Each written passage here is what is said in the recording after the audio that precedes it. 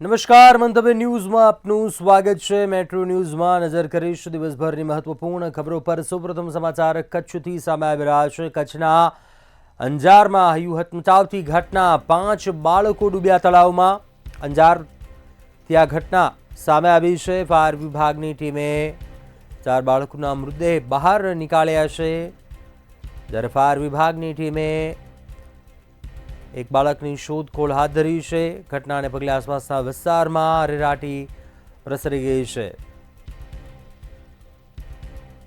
કચ્છના અંજારની આ ઘટના સામે આવી છે। તળાવમાં નહાવા ગયા હતા 5 બાળકો, જે ડૂબી ગયા હતા।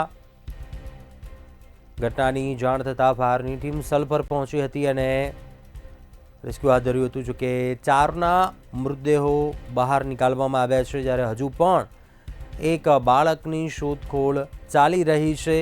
ઘટનાને પગલે આસપાસના વિસ્તારમાં અરેરાટી પ્રસરી ગઈ છે।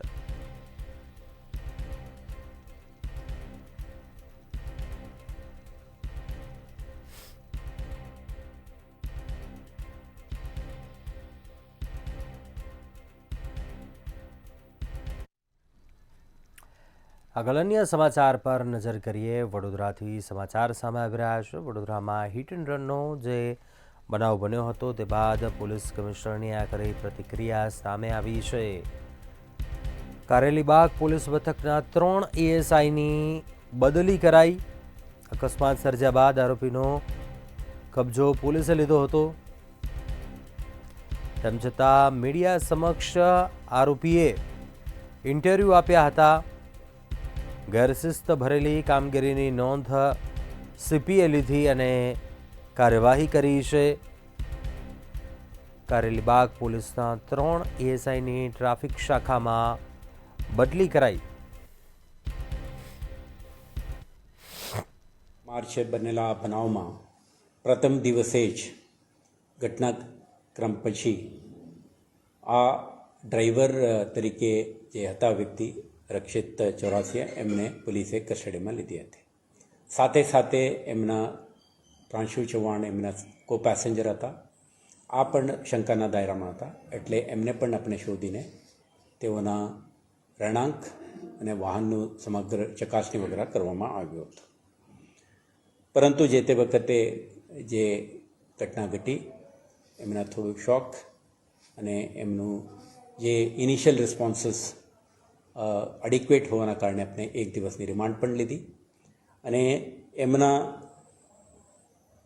કસ્ટોડિયલ રિમાન્ડ દરમિયાન જે રિકન્સ્ટ્રક્શન અંગેનું કાર્યવાહી નાઇટમાં રિયલ ટાઈમ બેસિસ ઉપર અને આજે દિવસ દરમિયાન પણ જે બ્રોડ ડે લાઇટમાં રોડ અને ઇન્સિડન્ટ બન્યા જગ્યાનું આખા કોન્ટેક્ચ્યુઅલ એનાલિસિસ પોલીસ, ફોરેન્સિક એક્સપર્ટ અને ક્રાઇમ।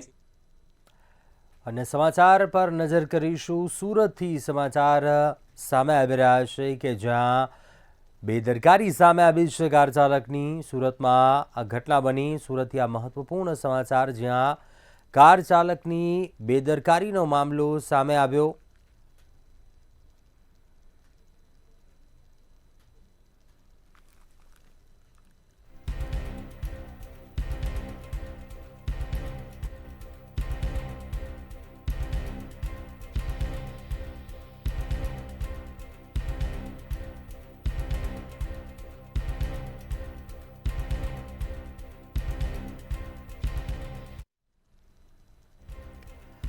સુરત કે જ્યાં કાર ચાલકની બેદરકારી સામે આવી। બાળકી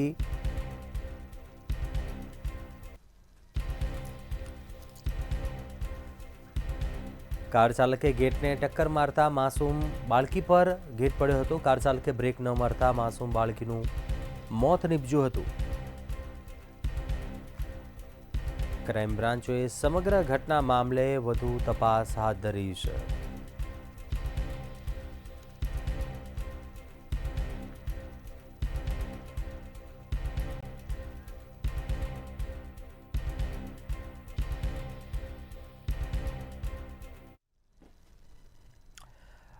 અન્ય સમાચાર પર નજર કરીશું। સમાચાર મહત્વપૂર્ણ સામે આવી રહ્યા છે રાજકોટથી।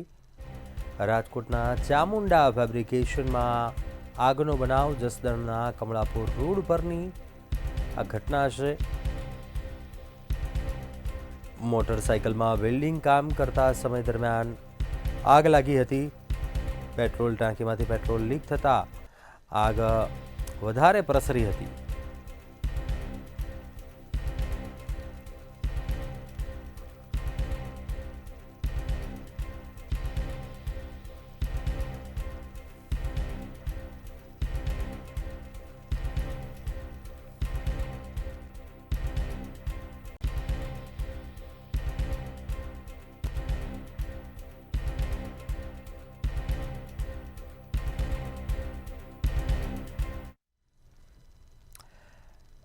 આગળ વાત કરીશું અન્ય મહત્વપૂર્ણ સમાચાર સામે આવી રહ્યા છે તેના પર.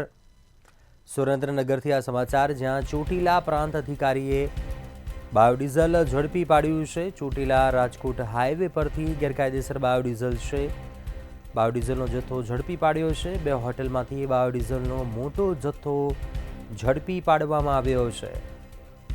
હોટલ ખુશ્બુ અને યુપી બિહાર પંજાબી ઢાબામાંથી બાયોડીઝલ ઝડપાયું. બાયોડીઝલ સહિત મુદ્દામાલ પ્રાંત અધિકારીએ કબજે કર્યો છે.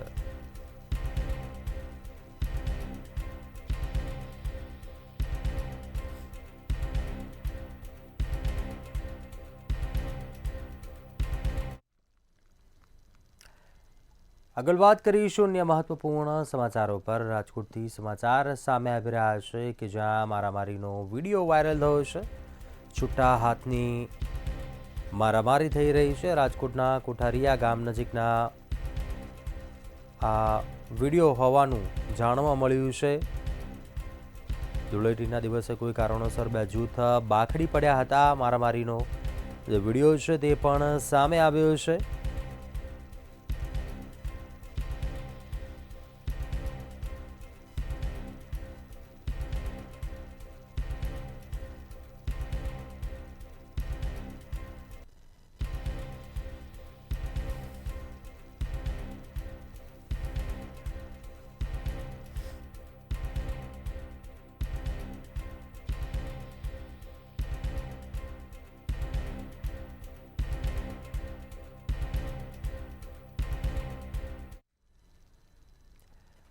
આગળ વાત કરીએ. આરટી અંતર્ગત પ્રવેશમાં આવક મર્યાદામાં વધારો કરવામાં આવ્યો છે. આરટી અંતર્ગત પ્રવેશમાં આવક મર્યાદામાં વધારો કરાયો છે. આરટી એક્ટ હેઠળ ધોરણ 1માં પ્રવેશ મેળવવા માટે રાજ્ય સરકારે આવક મર્યાદામાં વધારો કર્યો છે. ગ્રામ્ય અને શહેરી વિસ્તારના વાલીઓ માટે આવક મર્યાદા વધારીને 6 લાખ કરવાનો નિર્ણય કરાયો છે. આરટી પ્રવેશ પ્રક્રિયા 2025-26 માટે આવક સ્લેબમાં સુધારો કરાયો છે. ત્યારે નબળા અને વંચિત જૂથના બાળકો અને વાલીઓને મોટી રાહત મળશે. મુખ્યમંત્રી ભૂપેન્દ્રભાઈ પટેલના માર્ગદર્શન નીચે આરટીમાં પ્રવેશ લેવા માટે આવક મર્યાદા વધારવામાં આવી છે. 6 લાખ સુધીની આવક ધરાવતા 6 લાખ અથવા તો એથી ઓછી આવક ધરાવતા તમામ વંચિત જૂથ યાની કે લોકો આમાં અરજી કરી શકશે. અગાઉ કરેલી અરજી 2 લાખ ઉપરની આવક હોય અને એની રિજેક્ટ થઈ ગઈ તો પણ ફરી વખત એ અરજી કરી શકશે. 15/4 સુધીમાં ફરી વખત ઓનલાઈન અરજી કરી શકાશે. અમદાવાદના વસ્ત્રાલમાં જાહેરમાં આતંક મચાવનાર આરોપીઓ સામે તંત્ર દ્વારા કડક કાર્યવાહી કરાઈ છે. જે આરોપીઓએ ગેરકાયદેસર બાંધકામ ઊભું કર્યું છે તે આરોપીઓના મકાનો તોડી પાડવામાં આવ્યા. અમદાવાદ શહેર પોલીસ કમિશનર અને પોલીસના ઉચ્ચ અધિકારીઓ ઘટના સ્થળે હાજર રહ્યા હતા. પોલીસને સાથે રાખીને બાંધકામ પર હથોડો ફેરવવામાં આવ્યો હતો. જે બાદ આરોપીઓની તેમના ઘર સામે સર્વિસ કરવામાં આવી. આરોપીઓની પોલીસે જાહેરમાં સરભરા કરી 7 આરોપીઓના ઘર તોડી પાડી ઘર વિહોણા કર્યા છે.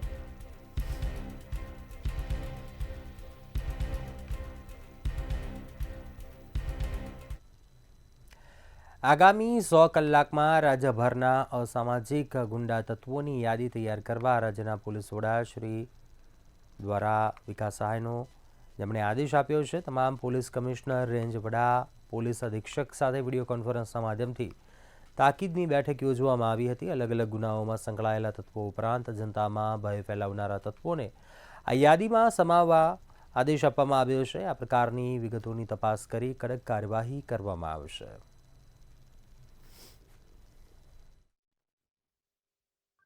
કાયદા અને વ્યવસ્થા વધુ સુદૃઢ બને અને લોકોમાં શાંતિ અને સુરક્ષાની વધુ અનુભૂતિ થાય તે માટે ગુજરાત પોલીસ તરફથી એક હોલ ઓફ ગવર્મેન્ટ એપ્રોચના માધ્યમથી કડક કાર્યવાહી કરવાની એક રૂપરેખા તૈયાર કરવામાં આવી છે. જૂનાગઢમાં મહિલા ભાજપ કોર્પોરેટરના પુત્ર અને પતિના માણસો દ્વારા આતંક મચાવવામાં આવ્યા હોવાનું સામે આવ્યું. જૂના મંદુકમાં ખામધરોડ રોડ પાસે રહેતા એક પરિવાર પર હુમલો કરવામાં આવ્યો હતો. યુવકને જાનથી મારી નાખવાનો પ્રયાસ કરાતા 2 જુદી જુદી ફરિયાદ મહિલા કોર્પોરેટરના પુત્ર સહિત 8થી વધુ શખ્સો સામે નોંધાઈ છે. પોલીસે મહિલા ભાજપ કોર્પોરેટરના પુત્ર સહિત 8 શખ્સોની શોધખોળ હાથ ધરી છે. એ સાવન ને મુન્નાભાઈ ના છોકરા ને બધા અને મુન્નાભાઈ ના માણસો 8-10 જણા હતા અને ઓલા સીસીટીવી ફૂટેજ માં બી આવેલ છે. બધી આ બધા એ રોડ ઉપર છે ને ફૂલ દાદાગીરી કરે છે અને મન ફાવે ગમે ને મારી લે, ગમે ને દુકાનો બંધ કરી દે ને લુખા તો બંધ થતા નથી એના અને ફૂલ લુખી હાકે છે.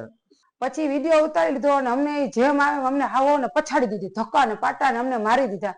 તો અમે સાસુ હવે પડી ગયું. પછી છે ને એ બધા અમારે રઘુવીર આખી ભેગી થઈ ગઈ ને તો ભાગ્યા અહીંયાથી. અને અમને એમ જ કીધું છે કે અમને મુન્નાભાઈ જ મોકલ્યા છે. મને ફોન દેતો તો અલ્યો મુન્નાભાઈ વાત કરો ને મુન્નાભાઈ ફોનમાં જેમ તેમ બોલતા હતા કે મેં જ મોકલ્યા છે. હવે ગમે તે એને પકડો અને એના મોબાઈલ છે ને એના મોબાઈલ ઝટો અને એમાં સાંભળો તમે.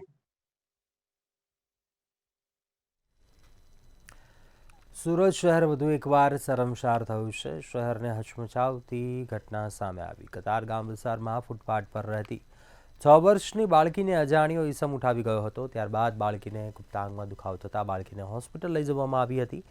અજાણ્યા ઈસમે દુષ્કર્મ આચર્યું હોવાની આશંકાએ પોલીસે આ મામલે વધુ તપાસ હાથ ધરી હતી.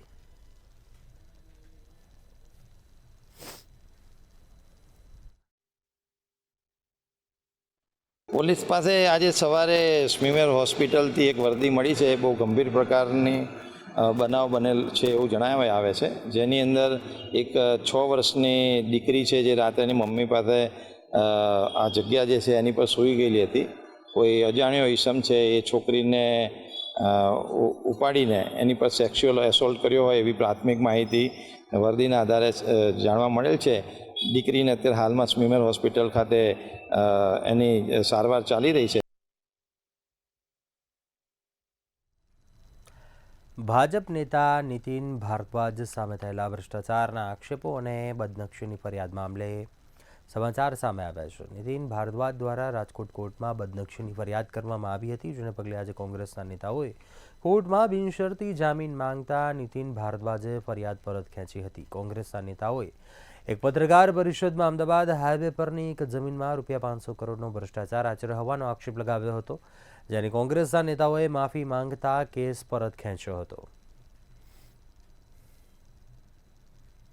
પરંતુ થોડો આ કેસના ઇતિહાસમાં જઈએ તો 22/2/2022ના રોજ કોંગ્રેસના વિધાનસભાના જે કાર્યાલય છે એમાંથી વિરોધ પક્ષના નેતાશ્રી સુખરામભાઈ રાઠવા, ત્યારબાદ દંડક શૈલેષભાઈ પરમાર, ઉપનેતા CJ ચાવડા અને તેમના અંગત મદદનીશ, એમાં 4 જણા દ્વારા એક પ્રેસ કોન્ફરન્સ કરવામાં આવી હતી, જેમાં ગુજરાતના ભૂતપૂર્વ મુખ્યમંત્રી આદરણીય વિજય રૂપાણી સાહેબ તેમજ ગુજરાત પ્રદેશના આગેવાન એવા નીતિનભાઈ ભારદ્વાજ વિરુદ્ધ પાયાવી હોણા ભ્રષ્ટાચારના આક્ષેપો કર્યા હતા. આપણે જ્યારે કોંગ્રેસના મિત્રોએ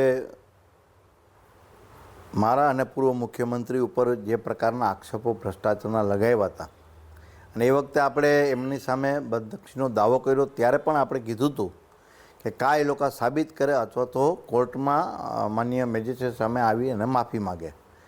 આજે ચારેય મિત્રો કોંગ્રેસના લોકો આવ્યા હતા માફીનો પત્ર પણ એમને માન્ય જજ સાહેબને આપ્યો છે. ધારાસભ્ય શ્રી પૂર્વ કોંગ્રેસના અને હાલના ભાજપના ધારાસભ્ય શ્રી જે ચાવડા સાહેબ અમને જે તે વખતના સુખરામભાઈના પીએની સામે નીતિનભાઈ ભાદરાજે ભાજપના નેતાશ્રીએ જે દાવો કરેલો હતો એ આજે એકબીજા બધા સાથે મળી અને મન મોટું રાખી અને નીતિનભાઈ આજે એ કેસ પરત ખેંચી લીધો છે અને આજથી એ કેસનો આજ પૂર્ણાવતિ થઈ ગઈ છે. કારેલીબાગ વિસ્તારમાં હિટ એન્ડ રનના કેસનો મુખ્ય આરોપી રક્ષિત ચોરસિયાના નામદાર કોર્ટે 1 દિવસના રિમાન્ડ મંજૂર કર્યા. પોલીસ તેને રિકન્સ્ટ્રક્શન માટે બનાવ સ્થળે લઈ ગઈ હતી, જ્યાં રક્ષિતને છાતીમાં દુખાવો થતો હોવાની ફરિયાદ કરી હતી. પોલીસ તેને સારવાર માટે સયાજી હોસ્પિટલ લઈ ગઈ હતી.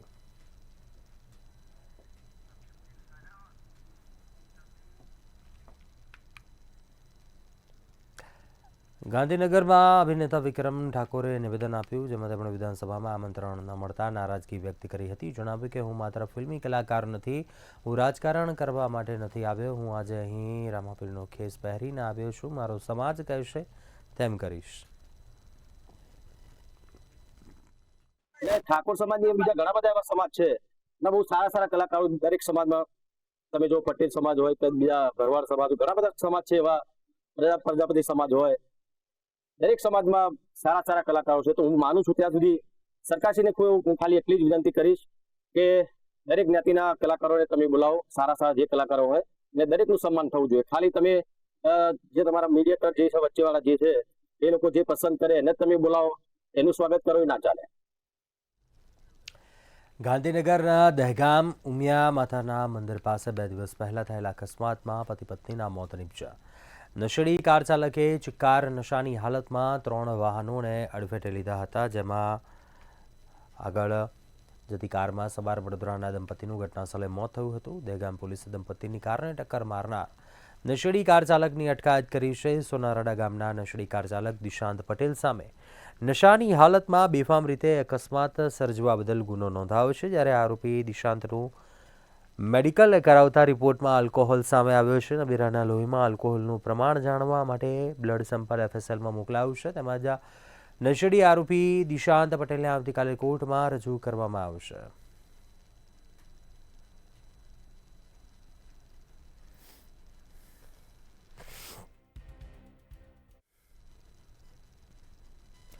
વડોદરામાં માંજલપુર વિસ્તારમાં જૂની અદાવતે ધૂળેટીના દિવસે મારામારીની ઘટના બની. સરસ્વતી કોમ્પ્લેક્સ 4 રસ્તા નજીક બાઇક ઉપર જઈ રહેલા નૈતિક પટેલ નામના શખ્સને માર મારવામાં આવ્યો, જ્યારે ભાવેશ સોલંકી અને તેની પત્ની સહિત સાગરીતોએ માર મારતા ઇજાગ્રસ્તને સારવાર અર્થે ખસેડવામાં આવ્યા. સમગ્ર ઘટનાના CCTV ફૂટેજ સામે આવ્યા છે.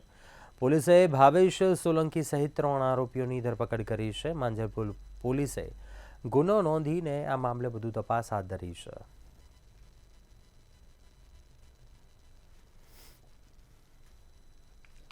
આ પાછળ પહેલાં 1 મહિના અગાઉ થયું હતું. આ ભાવ દરબાર કરીને એક માંજલપુરમાં બુટલેગર છે, ઇંગ્લિશનો ધંધો કરે છે, ખુલ્લેઆમે માણસ. એને 1 મહિના અગાઉ પણ મારા પતિ પર આવી રીતે જ હુમલો કર્યો હતો. એ સરસ્વતી પર એ ટાઈમે પણ બેઠા હતા અને એ માણસ મારા ઘરમાં જ ઘૂસી ગયો હતો. એ ટાઈમે બી મેં કમ્પ્લેન કરી હતી. એ ટાઈમે એ કમ્પ્લેન લઈને પછી એમને છોડી દીધી. એ ટાઈમે પણ એમને ઘણો માર માર્યો તો બીજા દિવસે એ લોકોને છોડી દીધા જામીન પર. અને આ જે ધૂળેટી હતી, એ લોકો સરસ્વતી 4 રસ્તાથી મારા હસબન્ડ બેઠા હતા, ખાલી રિક્ષામાં નાખીને લઈ ગયા અને એટલો માર્યો કે એના માથામાં 35 થી 40 ટાંકા છે.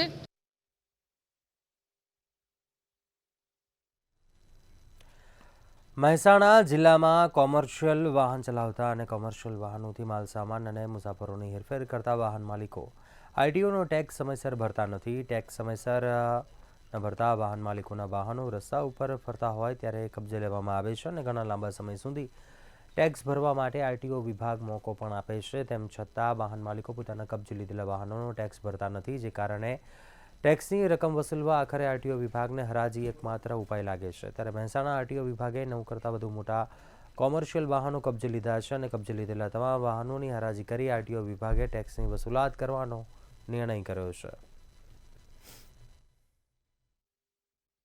જનરલી અમે જેમાં ટેક્સ બાકી હોય છે એવા માટે સ્પેશિયલ ડ્રાઈવ કરીએ છીએ અને એ વાહનોને અમે ડિટેન કરવાની પ્રોસેસ કરતા હોઈએ છીએ. એમાં ઘણી વખત એવું થાય છે કે વાહન માલિકો વાહન છોડાવવા આવતા નથી, અથવા વાહનનો ટેક્સ વધારે બાકી હોય અને વાહનની કિંમત ઓછી હોય, તો એ સંજોગોમાં વાહન ઓફિસ ખાતે પડ્યા રહે છે અને જનરલી કોઈ નિકાલ કરવા માટે ટેક્સ ભરવા માટે કોઈ આવતું નથી.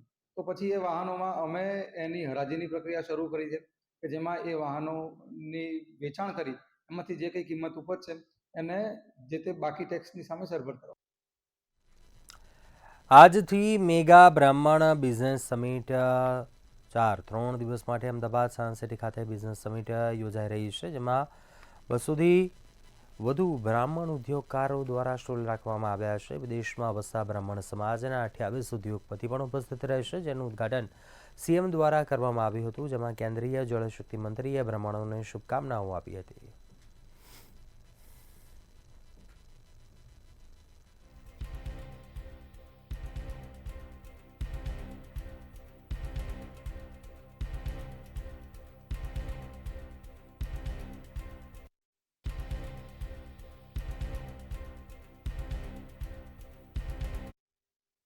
એવી જ રીતે આજે આ બિઝનેસ સમિટનું આયોજન જ્યારે સમાજ તરફથી કરવામાં આવ્યું છે, ત્યારે ભારતના વડાપ્રધાન આદરણીય નરેન્દ્રભાઈ મોદીએ જે પ્રમાણે પત્ર પાઠવી અને સમાજને શુભેચ્છા પાઠવી છે કે રાષ્ટ્ર નિર્માણ માટે સમાજ નિર્માણ જરૂરી છે અને સમાજ નિર્માણની શરૂઆત દરેક સમાજે પોતે કરવાની જરૂર છે. તો બ્રહ્મ સમાજથી આપણે આ સમાજ નિર્માણની શરૂઆત કરીએ છીએ, રાષ્ટ્ર નિર્માણ માટે, ઔદ્યોગિક વિકાસ માટે અને વિકસિત ભારત માટે. એ માટે આદરણીય વડાપ્રધાન શ્રી આપણને અભિનંદન પાઠવે છે.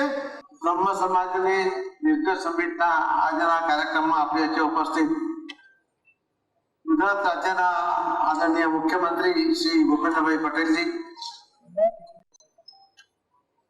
શ્રી ઉપમુખ્યમંત્રી મધ્યપ્રદેશ અને મારા મિત્ર શ્રી રાજેન્દ્રભાઈ શુક્લાજી ખવાય,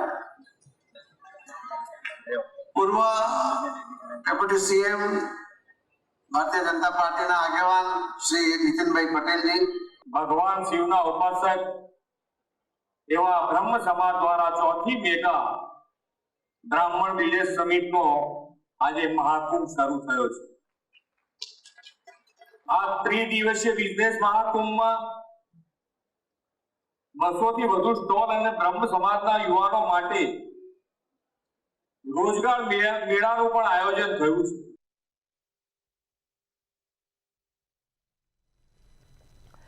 રાજકોટના એટલાન્ટિસ બિલ્ડિંગમાં આગનો મામલો સામે આવ્યો હતો, ત્યારે ઘટનામાં ફૂડ ડિલિવરી કરવા આવેલા 3 લોકોના મોત નીપજ્યા હતા, જ્યારે ફસાયેલા અન્ય લોકોને હાઇડ્રોલિક લિફ્ટથી રેસ્ક્યુ કરાયા હતા. જે બિલ્ડિંગમાં એક ફ્લેટની કિંમત કરોડો રૂપિયામાં છે, તેનું 2014 બાદ ફાયર એનઓસી ન લેવાયો હોવાનો ઘટસ્ફોટ થયો છે. ફાયર વિભાગની તપાસમાં બિલ્ડિંગની ફાયર સિસ્ટમ પણ વર્કિંગ કન્ડિશનમાં ન હોવાનું સામે આવ્યું છે. ફાયર વિભાગે 2 નોટિસ આપ્યા હોવા છતાં રહીશો બેદરકાર રહ્યા અને તંત્રએ પણ નોટિસ આપી સંતોષ માન્યો હોવાનો ઘટસ્ફોટ થયો છે.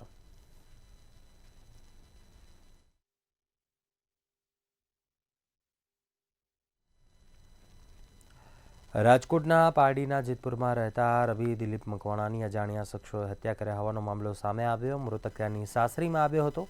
તે જેતપુરમાં કામ કરી ગુજરાન ચલાવતો હતો. શાપર વેરાવળ પોલીસ દ્વારા હત્યાના કારણની તપાસ શરૂ કરાઈ છે.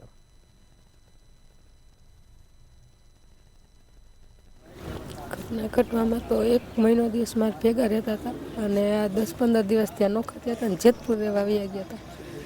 તો કાલે અહીંયા પાયડી આવ્યા એ લોકો, તો પાયડી કાલે આવ્યા ને તો સાંજે આવી રીતનો બનાવ બની ગયો. હજી કાલે જ આવ્યા હતા પાયડી. છરી મારી દીધી છે. સાંજે 4-5 જણા હતા, છરી મારીને વયા ગયા, ન્યા મરી ગયો. ઉપલેટાના શહીદ ખારસિયા ગામે માથરાપીરના મંદિર પાસે મારામારીની ઘટના બની. છેલ્લા 1 વર્ષથી જમીન અને દિવાલના ચાલતા ઝઘડામાં દંપતી પર પડોશમાં રહેતા 4 થી 5 ઇસમોએ હુમલો કર્યો હતો. લાકડી પાઇપ વડે કરાયેલા હુમલામાં દંપતી ગંભીર રીતે ઇજાગ્રસ્ત હતા. ઇજાગ્રસ્ત દંપતીને સારવાર અર્થે હોસ્પિટલ ખસેડાયા હતા. ત્યારે પરિવારજનો દ્વારા ગામના સરપંચ તેમજ અન્ય ઈસમોએ માર માર્યા હોવાનો આક્ષેપ કરવામાં આવ્યો. સરપંચના કહેવાથી પાડોશીઓ અવારનવાર ઝઘડા કરતા હતા. તેમજ ભાવદર પોલીસે હોસ્પિટલ પહોંચી આ મામલે વધુ તપાસ હાથ ધરી હતી. બાજુવાળા વાળે એક વર્ષથી ત્યાં માથાકૂટ હાલે છે. છેલ્લે અમે આજે અમારા ઘરવાળા નીકળ્યા ભાઈને તો એ ભાઈઓ 3 જણિયું અને બીજા 2-3 જણા હતા એને થઈને લાકડીના અને પાઇપને માર્યા છે ને માથામાં, અને અત્યારે એ સિરિયસ છે. અને અમે ઉપલેટા સારવાર લઈ અને આપણે ભાઈઓદર ઓલા જુનાગઢ અમને જવાનું કીધું છે કે જુનાગઢ તમે વયા જાઓ. અને મને પણ હાથમાં લાકડી મારી છે અને મારવા તો ઈજા થઈ ભાંગી ગયો છે. અને ભાઈઓદરની પોલીસ આવી છે પણ એ લોકો ફોટા પાડીને જતા રહ્યા છે. ડેવિસભાઈ અને એમના ઘરના મારા મમ્મી પપ્પા ઉપર આ ચોથી વાર હુમલો કર્યો છે. વારંવાર ઝઘડા કરે, હુમલા કરે છે અને હેરાન કરે છે. આ બાબતે અમે પોલીસ સ્ટેશનમાં ભાયાવદર ઘણીવાર પોલીસ ફરિયાદ કરેલી છે પણ અમારી ફરિયાદ ક્યારેય લીધેલી નથી. આ અગાઉ ગામના સરપંચે મારા પપ્પા ઉપર હુમલો કરેલો અને અમે ભાયાવદર રાતના 15 તારીખના 12 વાગ્યા સુધી બેઠા, અમારી ફરિયાદ લેવામાં નથી આવી. પછી અમે રજીસ્ટર રેડી કર્યું, કોઈ લોકો અમારું ભાયાવદર પોલીસ સ્ટેશનથી અમારા તરફથી કોઈ ન્યાય અમને મળ્યો નથી. એને કારણે આજે મારા મમ્મી પપ્પા ઉપર જીવલેણ હુમલો કર્યો છે. ગરમીની શરૂઆત થતાની સાથે જ જૂનાગઢ જિલ્લામાં નાના મોટા 17 ડેમો પૈકી વિસાવદરનો પ્રેમપરા ડેમ તળિયા ઝાટક થયો છે. આ સિવાયના વંથલીનો સાબલી ડેમ પણ માત્ર 35.56% અને માણાવદર બાટવા ખારો ડેમ જેમાં 22.60% પાણીનો જથ્થો હાલ ઉપલબ્ધ છે. જ્યારે માળિયાનો વ્રજમી ડેમ જેમાં માત્ર 13.53% પાણી વધ્યું છે. તે સિવાયના 13 ડેમોમાં 90% થી 95% જેટલો પાણીનો સંગ્રહ હાલ ઉપલબ્ધ છે.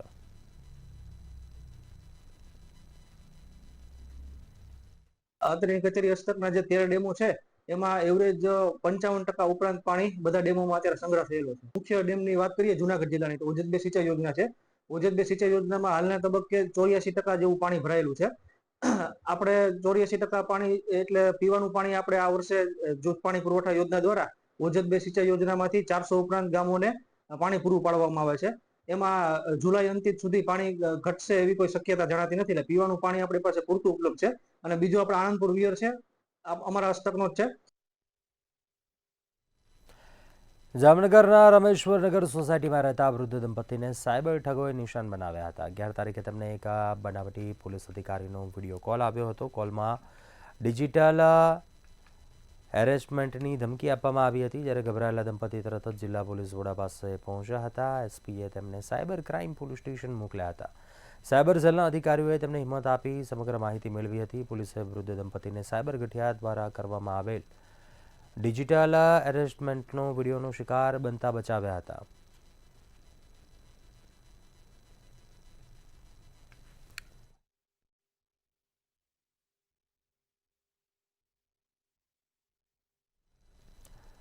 સુરેન્દ્રનગરના લીંબડીના ખંભલાવ ગામની સીમમાં ખેડૂતે તૈયાર કરેલ જીરુના પાકમાં તસ્કરો ત્રાટક્યા હતા અને ખેતરમાંથી જીરુ લઈ તસ્કરો ફરાર થયા.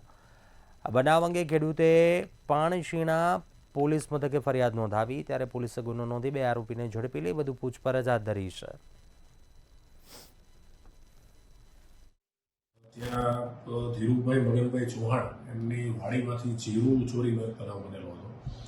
એમની ફરિયાદ ના આધારે પાણશીણા પોલીસે BNSની કલમ 303(2) મુજબનો ગુનો દાખલ કરી અને ત્યારબાદ 2 આરોપીઓને અટક કરેલી છે. જેમાં ગળાભાઈ માથાસુરિયા અને ઘનશ્યામભાઈ ચુનાર આ બંને વ્યક્તિઓ પોતે જે છે એ પાણશીણા ગામના વતની છે અને આ રીતે અવારનવાર ખેતરોમાંથી પોતે ચોરીના બનાવો જે છે એને અંજામ આપે છે. હાલ સમાચારોમાં બસ આટલું. આપ જોતા રહો મંતવ્ય ન્યૂઝ. નમસ્કાર.